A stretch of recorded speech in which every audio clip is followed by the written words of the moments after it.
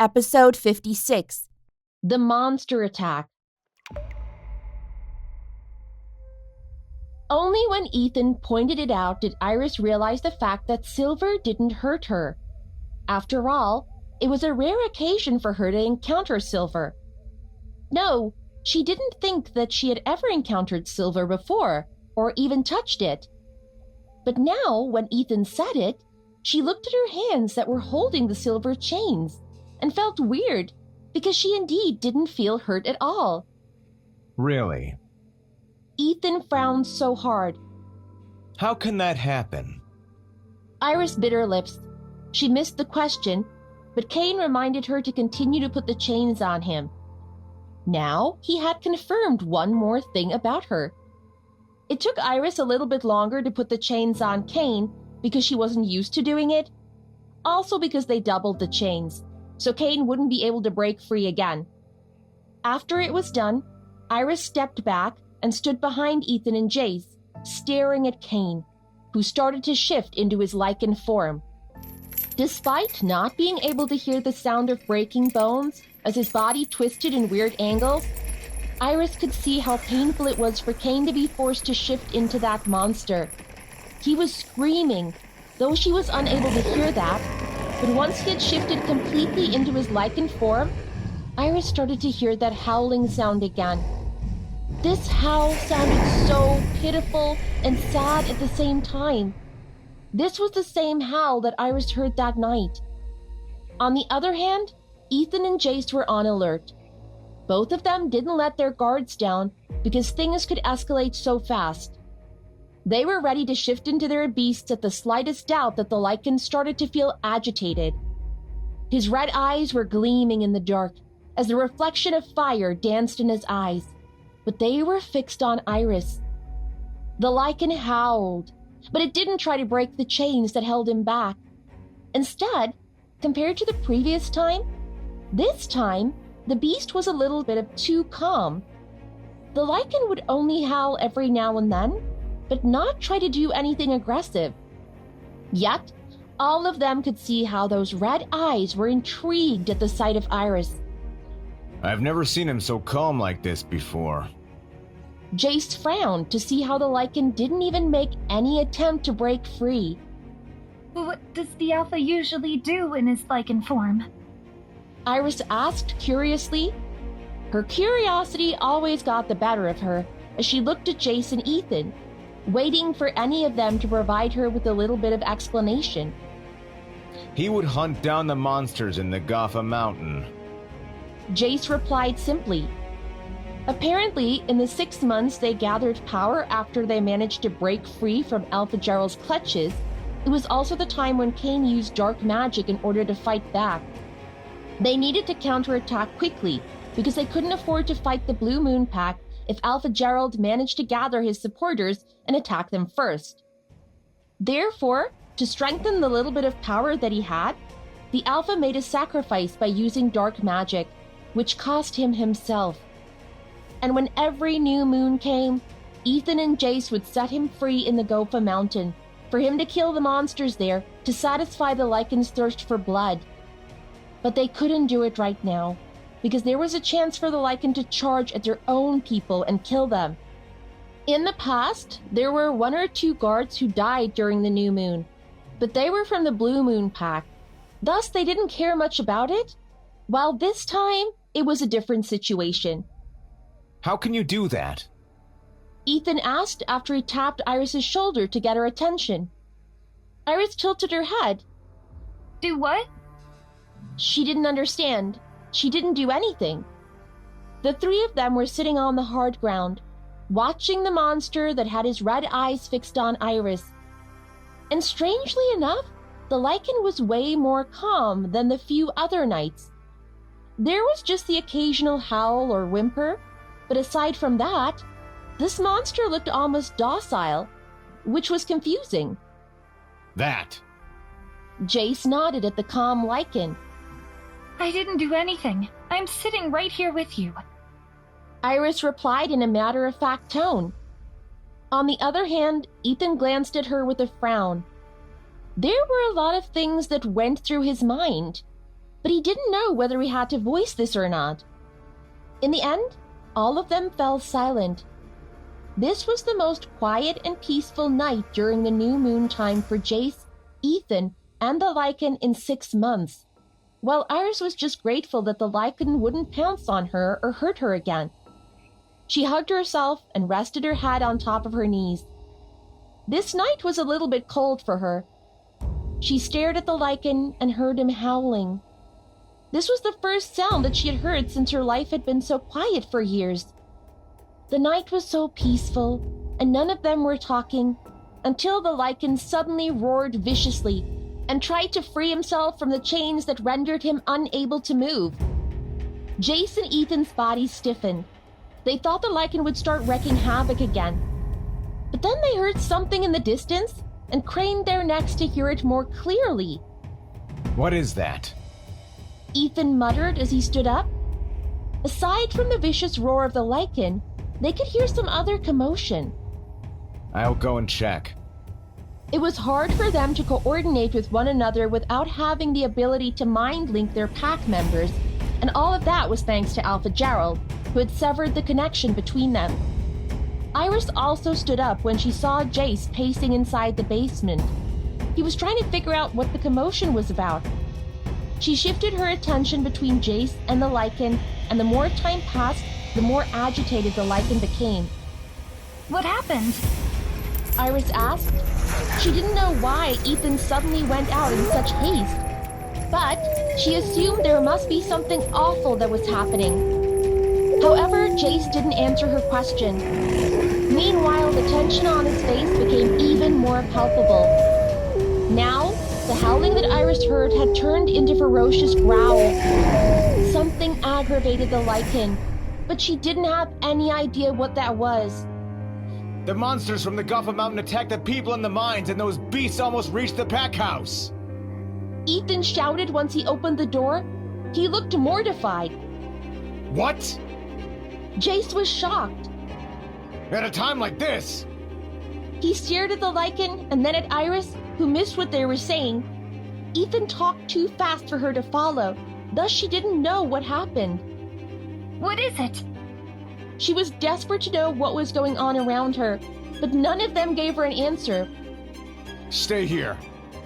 Jace said to her grimly, but Iris clutched his sleeve, stopping him from leaving her here alone with the lycan. She was still afraid of being alone with this monster. Where are you going? Iris stuttered. She begged the beta to stay with her eyes. She was almost crying at this point. There's a monster attack, and they almost reached the pack house. I need to go. Jace pulled his hand away from her grip. The lycan is calm with you here. You'll be fine. On what basis could he make such a conclusion? Had he forgotten about how she had almost died when she found herself alone with the lycan the last time? However, Jace didn't have time to argue with her over that.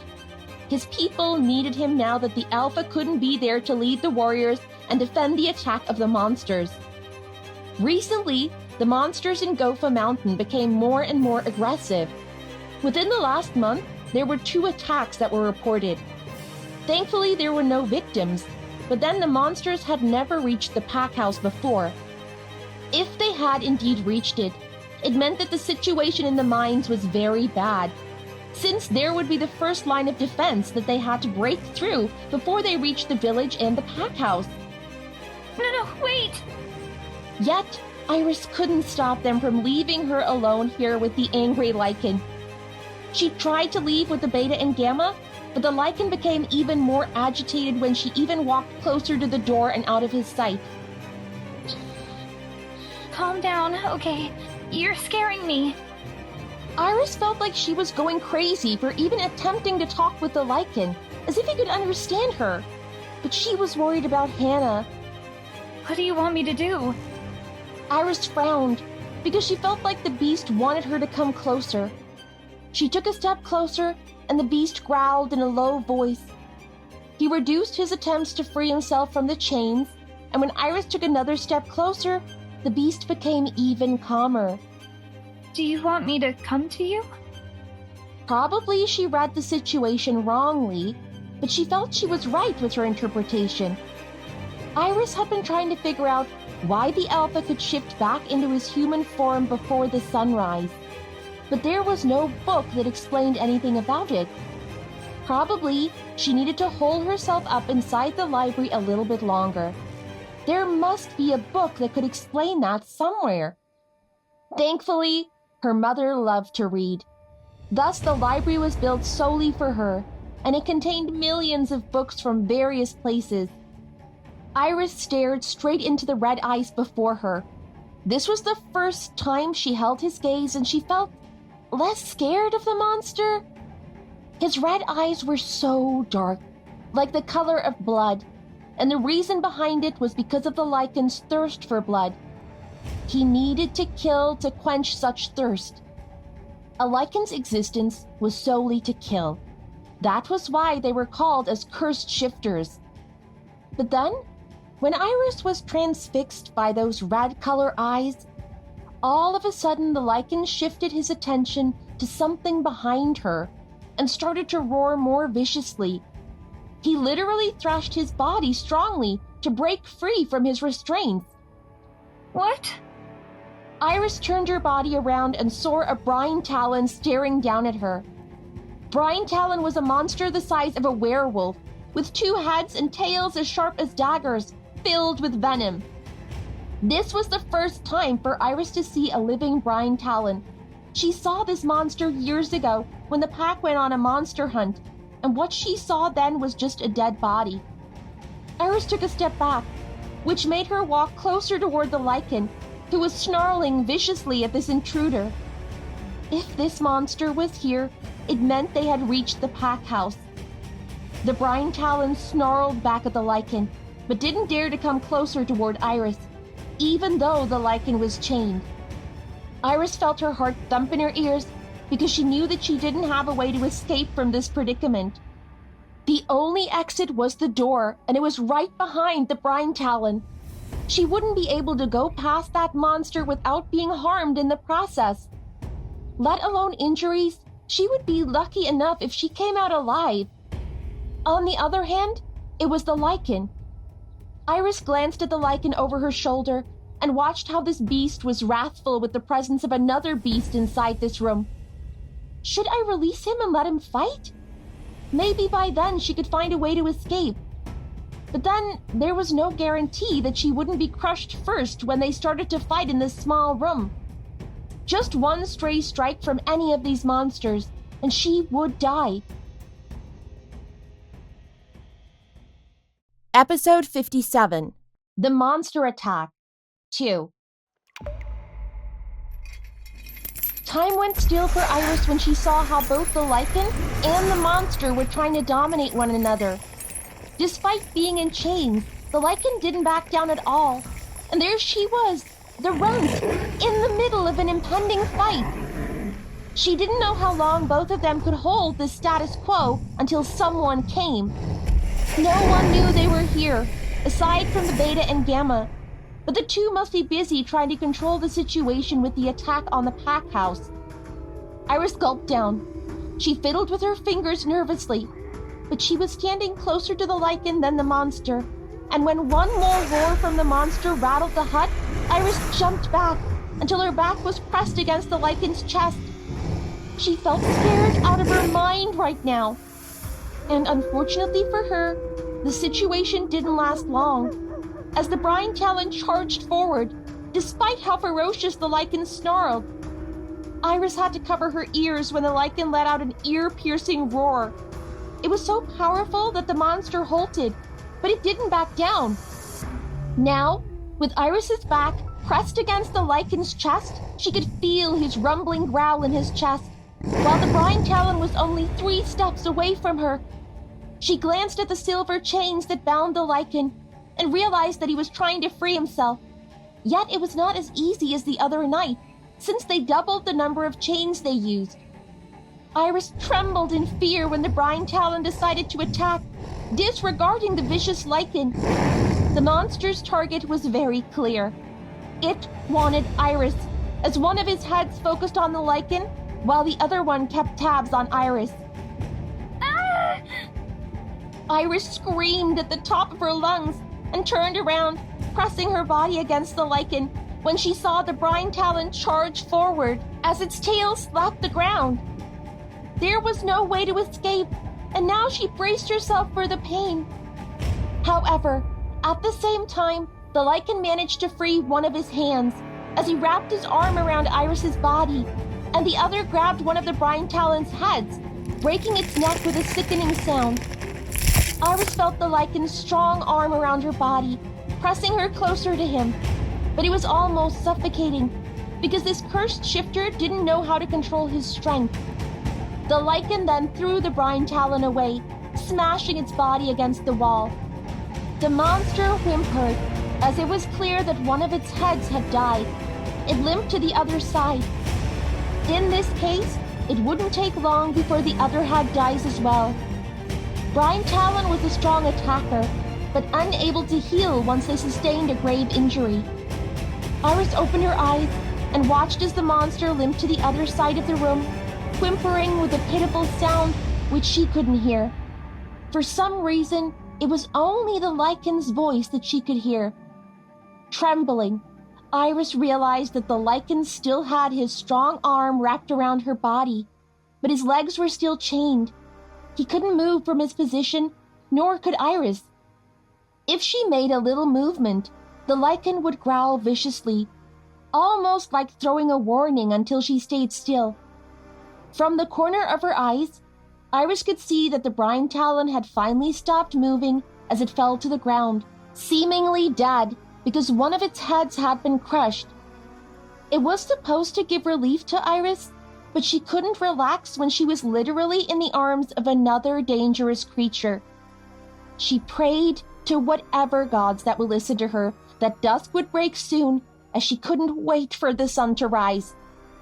Jace shifted back into his human form when he had ensured that every monster had been killed and the last wave of monsters had drifted back to the Gopha Mountain.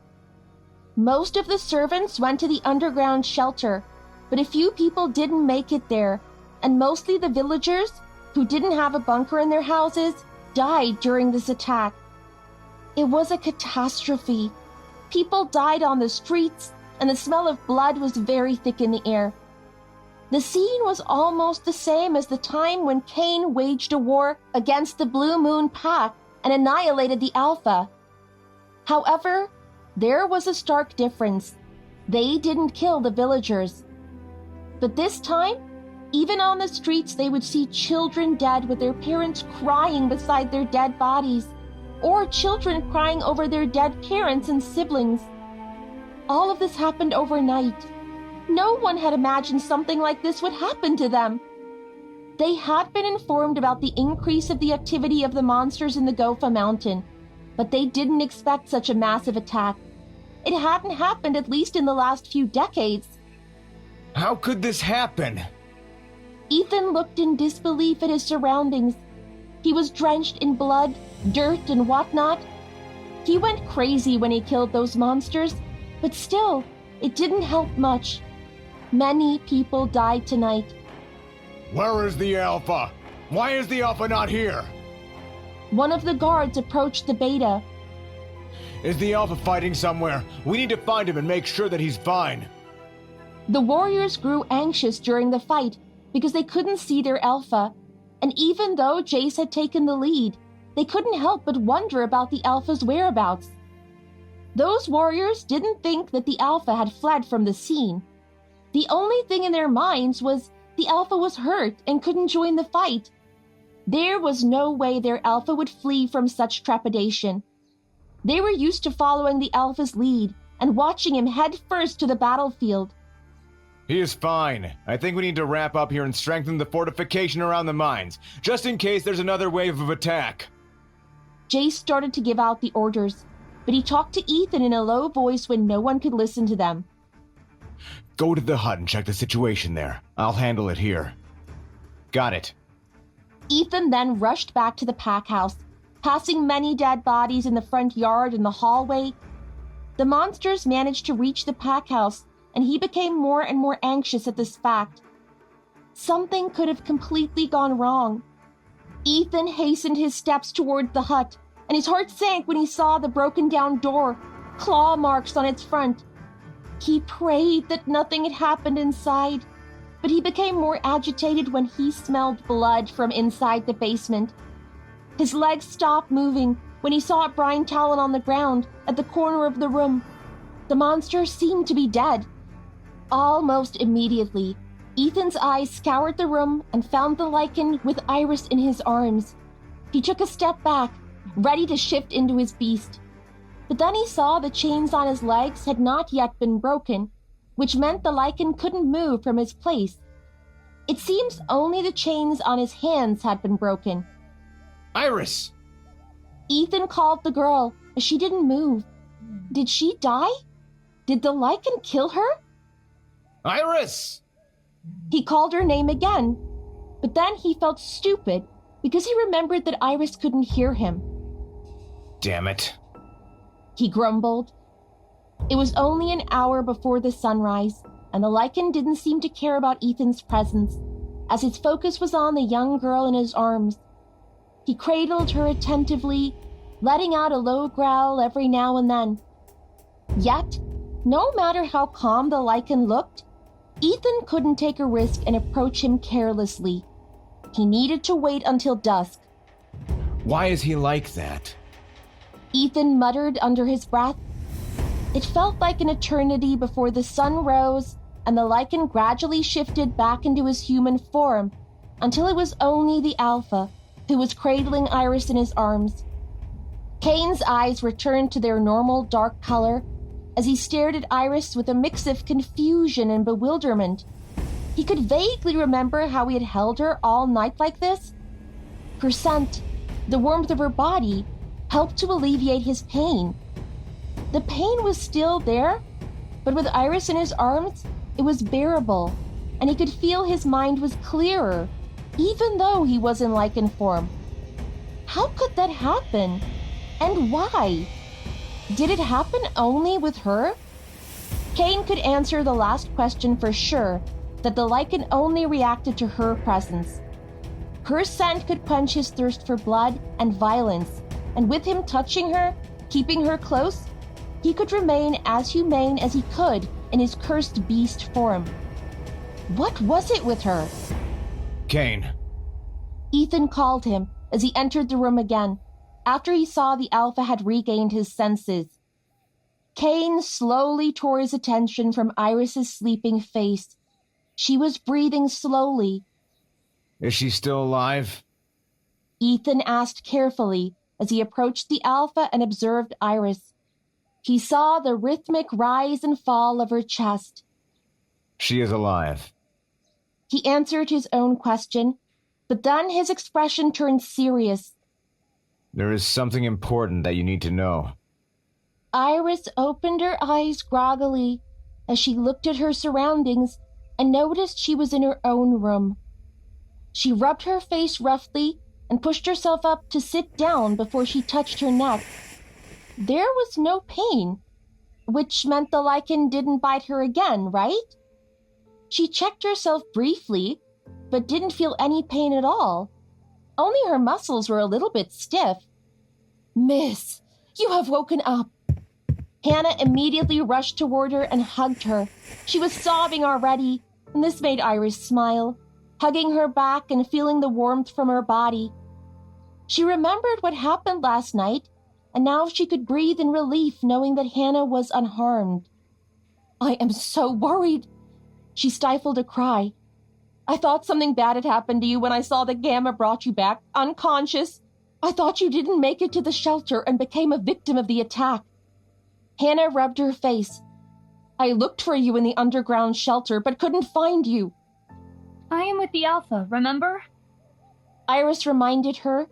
She felt so grateful to have Hannah with her. Yes, but Hannah wanted to say that the Alpha would gladly give her to the monsters and wouldn't care less about her well-being, but it sounded so bold. I am glad that you are fine, but you slept through a full day and night. Iris frowned. She didn't think she had slept that long. How long have I been sleeping? A day. The attack happened yesterday. Iris looked at the bright sunlight that streamed into the room through the window. How could the monsters reach the pack house? I don't know, but the Alpha and the other higher-ranking shifters are trying to figure that out. I guess it is not easy, because there were so many victims because of that massive attack. Hannah then told her about what happened when she was unconscious. Now, all the people are busy cleaning up after the mess, burying the dead, strengthening the fortification around the mines, and healing those who got poisoned by the tail of the brine talon. No one had a good sleep, and all of them were grieving, trying to support one another and help the injured. "Where are you going?" Hannah asked when she saw Iris was about to get off the bed. I will help too. Iris felt the urge to help them, though she wouldn't be much of help, but there must be something that she could do. It would be fine, even if she could walk back and forth just carrying a bucket of water for them. Episode 58. People looked at her strangely. "But you just woke up." Hannah immediately stood up and followed Iris, who changed her dress into a simple one so she could move around freely. "You need to rest more." I am fine. It only means I've rested enough, right? Iris smiled softly to reassure Hannah as she changed her dress. Aside from her stiff muscles, she didn't feel any pain. I want to help. They are our people too, right? As they were still in the Blue Moon Pack, most of the people that had died during the attack, except for the warriors, were not members of the Howling Wolf Pack. In the end, Hannah didn't have any other choice but to follow her. She led her to the front yard, where the Alpha had opened the gates and built a few huge tents for those who were poisoned by the brine talon's venom, because it could be fatal to the shifters, especially the younger ones. Their healing ability couldn't heal them quick enough before the venom reached their hearts and killed them. At the front yard, there were 7 huge tents. 3 tents for the patients poisoned by the venom of the brine talon, 2 tents for those who were injured severely, and the other 2 for the dead bodies, waiting to be buried, as they listed the people who had died and their families. This attack resulted in a lot of children without parents, and right now, they were in the warriors' dormitory, staying there until the Alpha made his decision where he would place those children. Iris saw Ami from afar. She was talking to Grace, the healer. Thus, she walked toward her and greeted both of them. "What can you do to help?" Grace looked at her skeptically. I know. I'm not proficient with herbs, but I can help with feeding them and changing their bandages. Iris was so eager to help. "I don't need your help," Grace said as she turned on her heel before walking away. "It's okay, miss. You still need to rest," Hannah said cheerfully, trying to lighten up Iris's mood after the rejection. But she was not done yet. Iris then turned toward Ami, who was still standing there. Amy, I'm sure there's something I can do to help you guys. Iris looked around her. There are not many healers in the Blue Moon Pack, and Grace is the only healer in the Howling Wolf Pack. Moreover, there were many servants and slaves that died during the attack. I just want to help. Ami looked conflicted. She was right. They were short of helping hands, and any help would be appreciated, but she was not sure how to make this decision. "You can end up sick and become a patient instead." I am not that weak. Iris interjected, but then she knew that she would easily fall sick. I can handle myself and will try not to add to your burden. It needed a lot of convincing from Iris to finally make Ami relent and then give her a task. "I need people to change the bandages because the wounds from the brine talon's tail makes the flesh rot very fast, and we need to change the bandage and apply ointment every 3 hours. You can go to that tent and ask Rila about the patients that need to be changed. There are around 30 people inside the tent." Ami pointed to one of the tents not too far from them. Okay, I will do it. Iris smiled brightly and then rushed toward the tent that Ami had pointed out.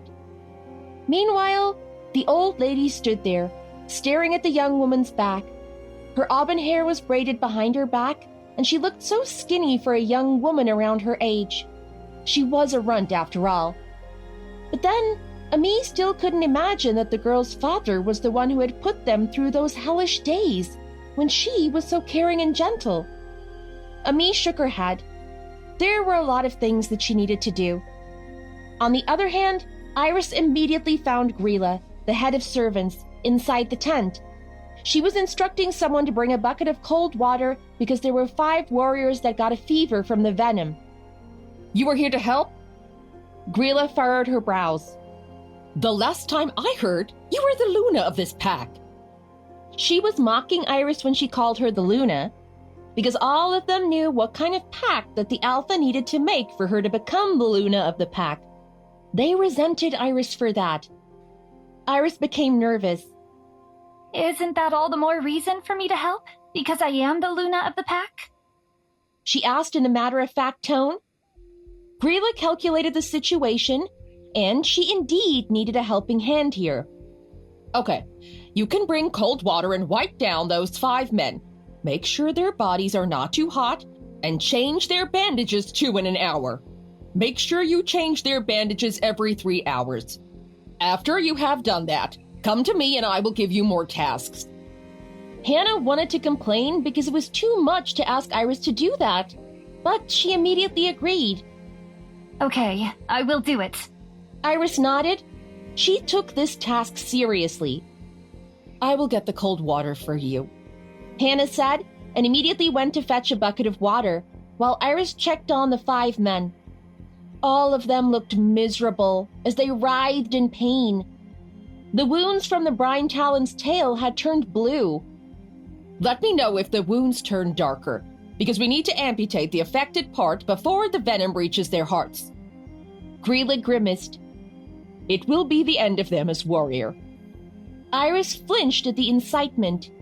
She knew nothing about this monster's venom, but if the victim had to get amputated in order to stay alive, Iris was grateful the lycan killed the monster without so much of a fight. Understood. Iris nodded and checked on the 5 men, making sure none of them had to go through such a fate. She knew well how proud they were to be the warriors of the pack. Even the stable boy wanted to be a warrior when he grew up. Unfortunately, because of her, he couldn't even reach that age. Not long after that, Hannah returned with a bucket of cold water, and both of them started to wipe the 5 men, while the other people took care of the other 25. Hannah wanted to help them as well when Iris said that she could handle it, and she just needed Hannah to bring another bucket of cold water.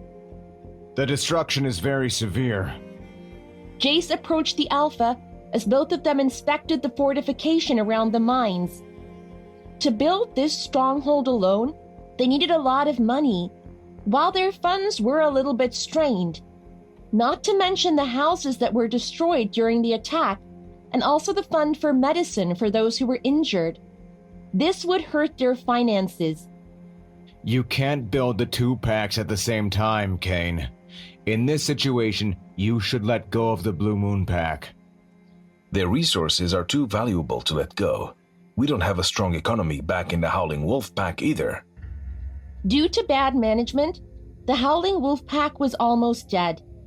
The only income that they got was by selling slaves and providing prostitution services alongside a gambling area, which was led by none other than the members of the Howling Wolf Pack itself.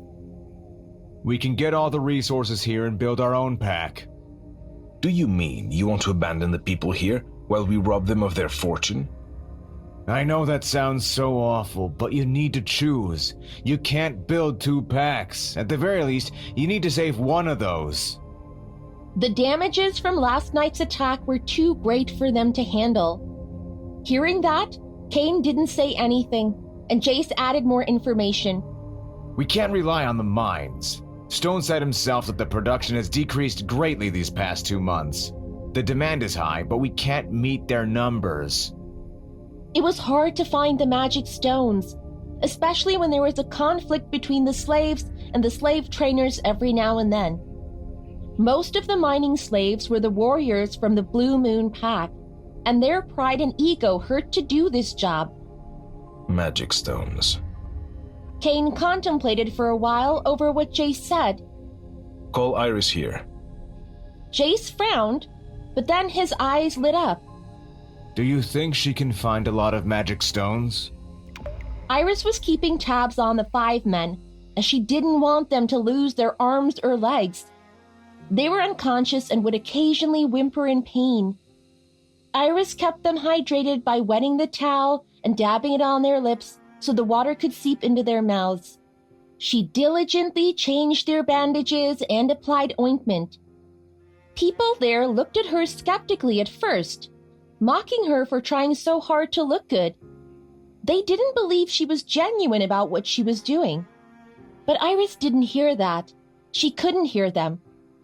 This was the first time for her to be grateful to actually being unable to hear, so she didn't need to be hurt by what they were saying. After all, she knew how they felt about her, and no matter what she did, they would only see her that way. Thus, she focused her attention on the 5 men in her care. Iris didn't realize that the sun had set, and it had been the 3rd time she was in the tent, which meant, more or less, she had been here for 8 hours, and her stomach was rumbling. She was hungry, but she was afraid to ask where she could get food. Right now, because the 5 men had been taken care of and their fever had subsided, she was helping the other patients by changing their bandages or grinding herbs with Grilla or Ami, who would come occasionally. All of the people there looked at her strangely, because they expected her to give up within 1 or 2 hours. But the fact that she was still there even after the sunset made them frown. "Miss Iris, you need to eat." Hannah came with 2 bowls of warm porridge. She approached her and pulled her to the side as she told her to put down the herbs. "You will not be able to help anyone if you fall sick yourself."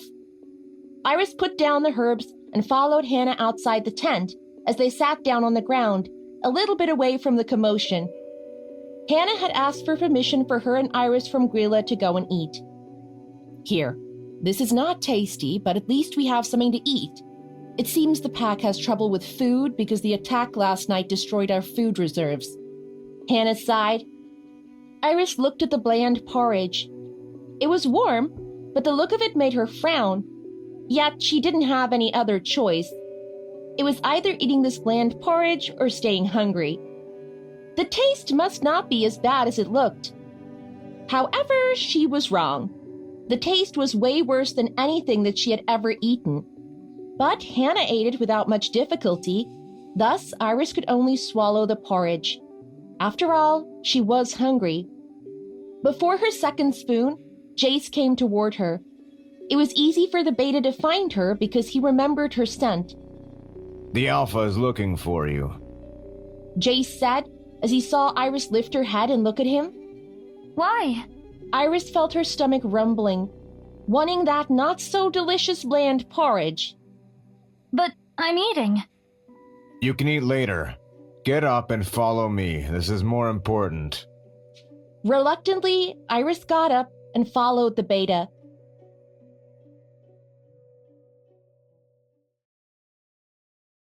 Episode 59. Treasure. Jace took Iris to the mines, where Kane had been waiting for her. They went further away from the area where she used to dig the ground, or any rock there, to find the magic stones in this barren site. This was the first time for Iris to look at the fortification that was built for their protection against the monsters from the Gofa Mountain up close. There was a huge hole there, which was now being repaired. Iris came closer to Kane, and from a closer look, she could see how haggard he was, and how his complexion didn't seem good.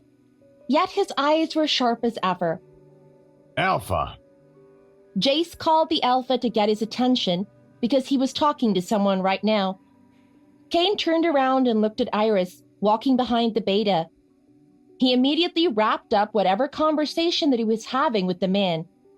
"Report to me as soon as possible." Kane said and sent the man away, before he focused on Iris. "Can you find the stones?" He asked without even offering a simple greeting to Iris. His bluntness was really something. Iris nodded. She knew about the struggles of this pack, since she learned about it here and there, and also thanks to Hannah, who always filled her with information. Regardless of it being useful or not, she would always keep her well informed. Can you find 45 magic stones? Kane asked without hesitation. 45? Iris widened her eyes. For now, they only had 15 magic stones in total, while they needed to gather 60 of them to meet the demand, and if they didn't meet it within a week, they would have to get them from Red Claw Pack, which had the biggest mining site in this continent. If the Howling Wolf Pack and Blue Moon Pack shared a mining site, then the Red Claws had one for themselves. Therefore, they were the richest pack in the continent. In other words, if this merchant didn't get the deal with the Howling Wolf Pack, they would lose the buyer. It would take time to get a big merchant like this, while they really needed money now. You can't? Kane looked at her impassively, while Jace was also waiting for her to answer. I can. Iris sensed more than that in the mining site, but still, 45 was a big number. On the other hand, the beta was visibly relieved to hear that, which made Iris frown slightly with that expression. I want you to point out where to find those magic stones. I will ask people to dig that spot. Kane wanted to get it done now and didn't want to waste any time. Thus, he ordered Jace to gather 45 men and come to him immediately. However, before Jace left to get the order done, Iris stopped them. Are you short of money? She caught up to it quickly, and since she learned that Kane didn't like to beat around the bush when he talked, she didn't want to upset him either, especially when there was no other polite way to ask about this. A moment of awkward silence stretched before Kane replied to that. Yes. Trying to get 2 almost destroyed packs back to floating eventually takes a toll on the savings. He assumed Iris must have caught on to the situation. She was quite witty. Why don't you use the Blue Moon Pack's treasure? She didn't think that they would hit rock bottom like this if they had used the treasure, but then probably they didn't know about it. What treasure? Jace asked her. He looked so intrigued about this. So did the Alpha, even though he didn't show it on his expression. Blue Moon Pack's treasure? From what I heard, my father took all of the treasure from the Howling Wolf Pack and combined it with the Blue Moon Packs. There must be a lot there. I used to hear Mason bragging about how our fortune will not deplete even if they partied every night. She knew all of that because they were so careless to give her sensitive information while calling her how stupid she was. To be fair, a runt like her, who was banned from socializing with other people, couldn't do anything with such sensitive information. In that case, where is the treasure? Because Jace was in charge of handling their expenditure, he became greedy to know more about this money. I know where it is, but I don't know how to open it. Iris replied in a matter-of-fact tone. I think there's some kind of key or something to open the door. Lead the way. Kane didn't waste much time. It was way better than digging 45 magic stones if they had ready money at their disposal to rebuild the village and fortification. The place is in the pack house. Iris glanced at Kane. Actually, it is inside your bedroom. The bedroom that the Alpha occupied right now was the previous Alpha's bedroom. Therefore, it made sense for the treasure to actually be there. Kane and the other people had been looking for this, and they even asked Mason. But the man was so stubborn, thinking that he had nothing to lose. In his opinion, he would be tortured anyway. Thus, why should he give them the fortune? Not even for a moment did Kane think about Iris. Since her involvement with her father and brother was so low, he thought she knew nothing. Finally, they went back to the pack house, and along the way, Iris could feel her stomach hurting a little bit. She was hungry. It was safe to say that the last time she ate food was when she had a hard bread that Hannah gave her this afternoon when she woke up. However, she didn't dare to complain about that. Here, inside the spare room. Iris entered the spare room first. She had occupied this place for a week when she was whipped by the mistress, and a few days before that, thus she could see the bookshelf that Mason talked about. Mason said there's a room behind this bookshelf. There was only one bookshelf in this room, thus she couldn't be mistaken. The Alpha then asked Adoran to get more guards to tear down the wall behind the bookshelf along with the bookshelf, as it couldn't be moved. Seemed like the bookshelf itself was the door to the secret chamber of treasure. 4 guards came with sledgehammers as they started to work on it. The spare room was not that big. Thus, aside from the 4 guards, the Alpha and the Beta, Iris and Adoran went out of the room. But then, someone tapped her shoulder, and when she turned around, she found a young maidservant carrying a bowl of warm porridge. But this time, there was meat on top of it. The Alpha said to bring this to you, the young maidservant said politely as she handed the bowl to her. The Alpha? Iris was surprised. She saw him giving one of the guards instructions on their way here, but she didn't know what he had talked about, since he had his back to her. Oh, thank you. Iris muttered, and then received the bowl. Did the Alpha hear how her stomach was growling? The young servant excused herself and disappeared behind the closed door. On the other hand, Adoran only gave her a side glance and then focused back on the progress of their findings, while Iris went to sit down at the corner table and ate there silently. The porridge was still bland, but it tasted better with a small portion of meat.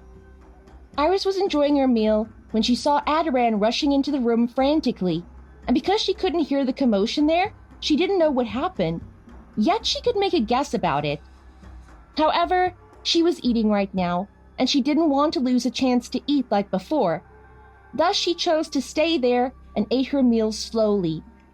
After all, if they managed to find the treasury, they didn't need her again, right? Halfway through her meal, Kane suddenly sat down across from her, which made her lift her head and look at him. She stopped eating. What else do you know about this pack? Kane asked. He observed Iris's expression when she answered him. I don't know much. I was allowed to go out of my bedroom and meet people. I happen to know that secret treasury because Mason always bragged about the money inside, saying if he became the Alpha one day, he would inherit that fortune and throw a party every night. He bragged about the secret place, and when I was there, I saw only one bookshelf, so I'm sure the treasure is inside. Based on Mason's character, it was a high possibility that he was the one who would blabber about such an important thing. Is it really there? Iris asked out of curiosity. Do you want to see? Can I? Kane didn't say anything when he stood up. Thus, Iris assumed this was his way of telling her to follow him, and it was what she did. She walked 2 steps behind him toward the spare room and saw a huge hole in the wall, and 4 guards were trying to clean the debris. Iris poked her head inside the hidden room and gasped in surprise to see the treasure inside. There was indeed a lot of money. At least Mason was not just bragging about it. With this money, he really could throw a party every night. Thankfully, this treasure wouldn't be wasted in such a deranged way. From the corner of her eyes, Iris could see how pleased Jace was. He didn't need to toughen up in his expenditure, and it was rather funny to see how he was smiling from ear to ear. Meanwhile, the 4 guards chatted happily with each other about how they had never seen so much money in their whole lives. However, Kane didn't have much change of expression. Iris didn't venture further inside and only stood at what was supposed to be the door. But after looking around for a moment, she backed away. I think I don't need to find the 45 stones anymore, right? Iris approached Kane and asked, You will go to the mines tomorrow with Ethan and find the 45 stones. Kane replied calmly before he left, leaving Iris there, stunned. The deal with the merchant was also important. At least, Kane learned that it would benefit them in the long run if they were on good terms with the merchant, especially when they could find the magic stones easily now with Iris here. Iris looked at Kane's retreating back, and Jace followed after him. After that, it was only the 4 guards and Adoran who were there. Not sure of what to do, and since there was nothing that she could do by staying behind, Iris walked out of the room and went to the front yard. She needed to change the bandages of the 5 men. It had been 3 hours since she changed them last. What are you doing here? Grilla asked Iris when she saw the young woman enter the tent. Everyone had returned to their quarters to sleep. Only a few people were still there to check on the 30 patients. I need to change the bandages.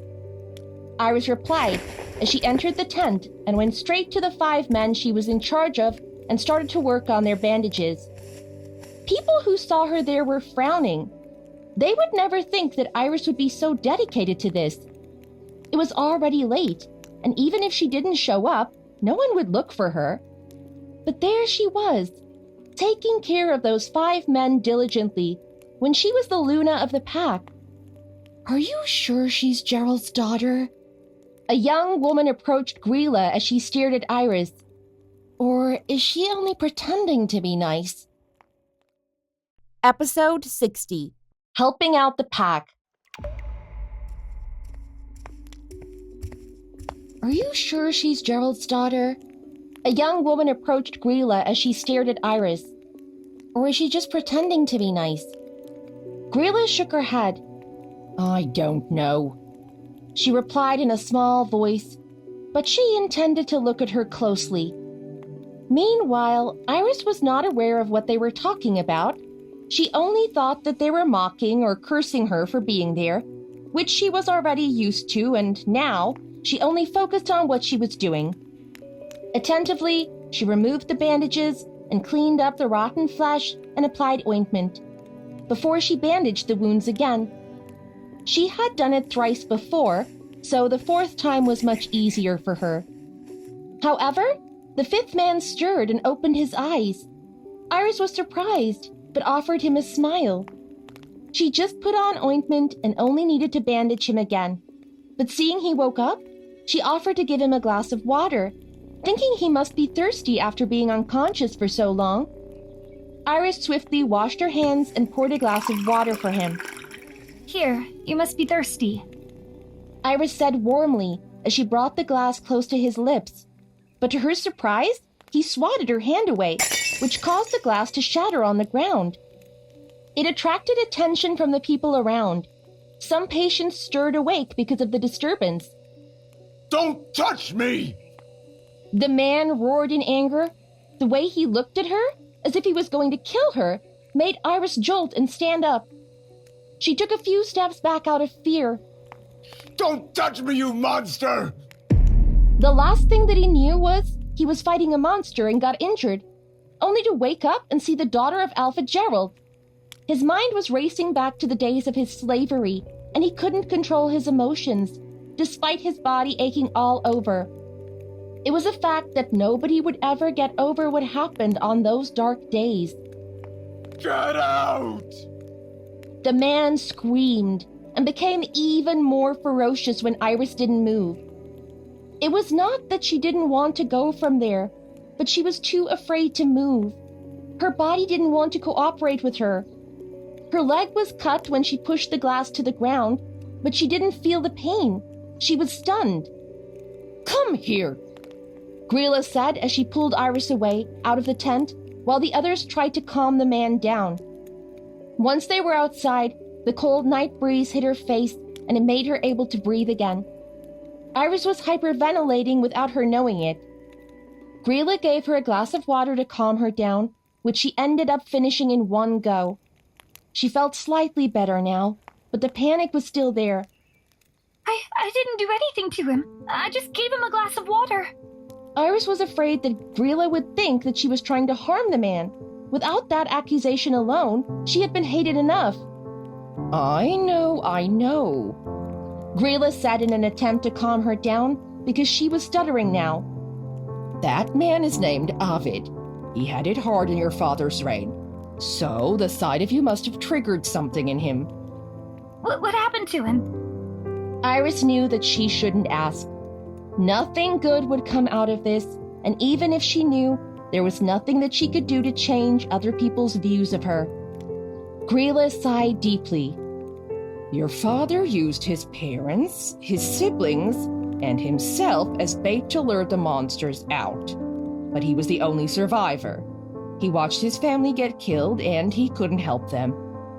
The guilty feeling as a survivor was something real, which you couldn't simply put aside. and her father had this penchant for making other people feeling helpless and desperate, making them lose all hope that they had, shattering even the tiniest bit of light for them to live on. Thus, it would be their minds that died first, before their bodies followed. Go and take a rest. I can't let you in any longer, but if you still want to help, I can put you somewhere. Grilla watched how Iris was crying silently. She wiped her tears roughly so she could read what she said. Now, go back and rest. The sight of her crying like this didn't settle well with her. It shook the whole image that they had built around her, since it would be Gerald's shadow that shrouded her every time they looked at this young woman. Iris nodded and wiped her tears again, before she muttered a thank you and then walked away toward the pack house. She sniffed on her way to her bedroom. She really wanted to know why her father and brother were so cruel, as she had to bear the brunt of something that she didn't do now. They hated her for what they had done. The path ahead of her was slightly blurry because of tears, yet because she had been living in this place for 20 years, it was not hard for her to find her way around. When Iris entered her bedroom, Hannah had been waiting. She looked worried, and Iris felt bad to make her feel that way. I will prepare a warm bath, okay? You will feel better after that. Hannah said.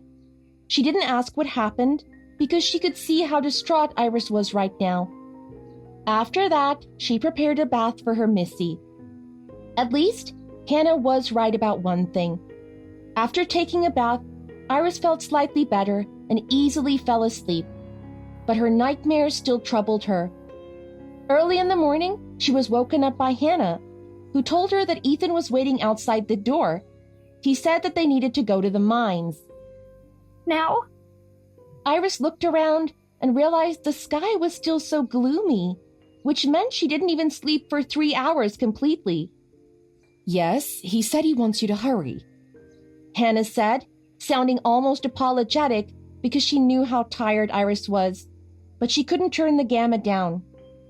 I told him that you will need 15 minutes to get ready since you came so late last night.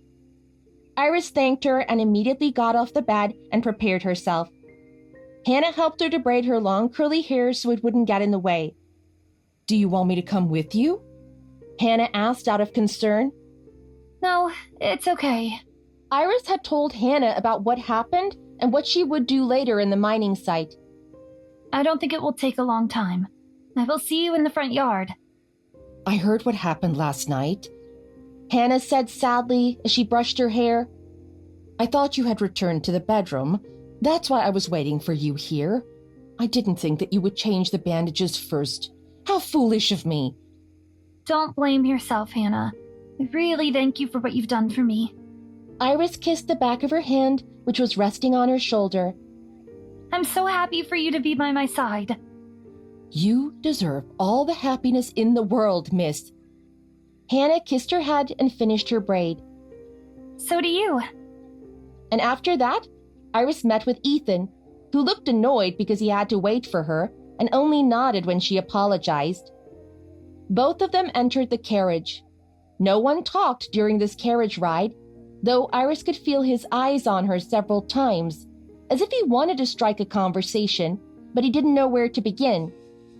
However, Iris pretended that she didn't see anything and fixed her eyes on the road, where houses were severely destroyed and people were busy building their places again. The money must be enough to cover all of it. Albeit it would need effort and time, they would be fine. Ethan tapped Iris's knee to get her attention before he spoke. Since when do you know about your ability? Iris tried to think about it. Since I was put in the mining site. That was my first time there, so I didn't know before that. Ethan frowned deeper, as if he was thinking so hard about it. Do you really think that you can find 45 stones in the mining site? Yes. Iris nodded. He seemed to be in disbelief when she answered this immediately, without even thinking twice, but his expression was really amusing to her. How many magic stones do you think are inside the mines? Ethan couldn't stop asking. This girl intrigued him, and if she could make money for them, it was a great thing. since they couldn't torture her because now she was the Luna. Despite it not being official yet, since they needed to go to the capital city and get the blessing ceremony done in the temple before she could be recognized as Kane's mate and the Luna of the pack, they needed to treat her with a little bit of respect for her title. There are many stones there, maybe hundreds of them. Iris contemplated for a while because she was not sure about the exact number. Hundreds of stones? Ethan raised his brows. You can find them all? I can sense them. I think I can find them. What do you sense? Ethan couldn't help barraging her with questions because, on the other hand, it was so funny for him as well. Only if Alpha Gerald knew that his daughter could find those precious stones so easily, he wouldn't have locked her in her room and would have put her in the mining site day and night instead. In the end, they ended up chatting during the rest of their trip to the mining site, and Iris was happy that Ethan warmed up to her a little bit. However, once they arrived, it seemed something snapped in Ethan, and he put back his cold demeanor, as if he forgot that he was not supposed to be so friendly with her. We are here, He said curtly as he got down from the carriage and walked ahead. He didn't even slow down his pace, so Iris had to half run to follow him. When they entered the mining site, Stone had been waiting for them, along with the 45 men that he could gather. Iris was glad that he looked fine after the attack, but she didn't see Anya. She glanced around but couldn't find the little girl. Stone noticed that, but he didn't say anything. You can start now. Ethan told her, and Iris started to point out the spots she could sense the magic stones at. It took around 2 hours for her to point out all the 45 magic stones that were still buried deep inside the rocks. How can you do that? Stone asked as he handed her a glass of water, which she was grateful for. Iris smiled warmly at him. I don't know, I just knew about it. Stone scoffed. At least, you are not as useless as your brother. Iris didn't know how to respond to that. Was that a compliment? After she was done in the mining site, Ethan told her to leave on the same carriage that brought them there, while he would stay behind to oversee the fortress construction. Iris left and asked to be dropped at the front yard, where she wanted to look for Grilla. She told her to come to her if she still wanted to help, because she couldn't work in that tent anymore. However, before Iris could find the old lady, Arya had found her first. She shrieked when she saw her there. What are you doing here? Arya approached her with long strides, her eyes ablaze with anger at the sight of Iris. Who do you think you are to be here? The mistress was seething, as if she was going to shift and attack.